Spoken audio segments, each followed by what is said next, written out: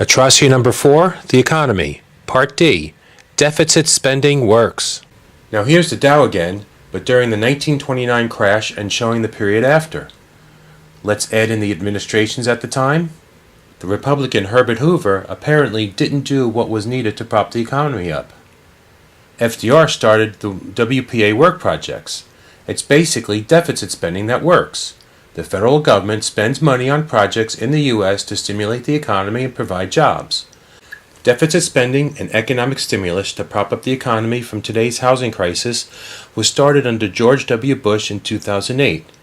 This was ramped up when Obama first took office and included the bailouts of the American auto industry with huge loans to General Motors and Chrysler. The Republicans were screaming to not bail out these companies. Was it a good decision to bail out these companies?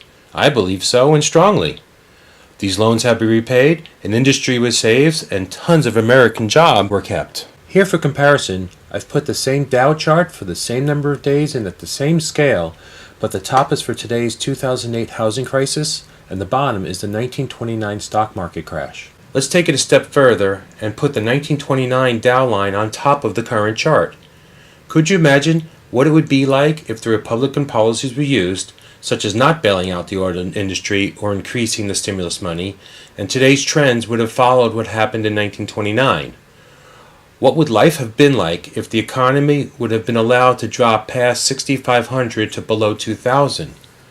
What would it be like now if the Dow were floating in the 5,000 range instead of being over 16,000? I think we owe a huge debt of gratitude to Obama and the current administration for this wonderful economic recovery. The Dow recovered to the levels before the crash in less than 5.5 years from the 2008 crash. Looking at the Dow from 1929 to 1955, it took over 25 years to recover from the Great Depression. Could that have been the same course we would have taken under Republican leadership? This is serious stuff here. If the U.S. economy didn't turn around with FDR in the mid-1930s, our economy could have collapsed completely. We could have easily been forced to join the other countries at the time that went communist. Thankfully, FDR was able to turn the economy around, and thankfully, Obama was able to turn the economy around today. Atrocity number 4. Convincing people the economy is terrible and the Obama administration of mismanagement when it just isn't true.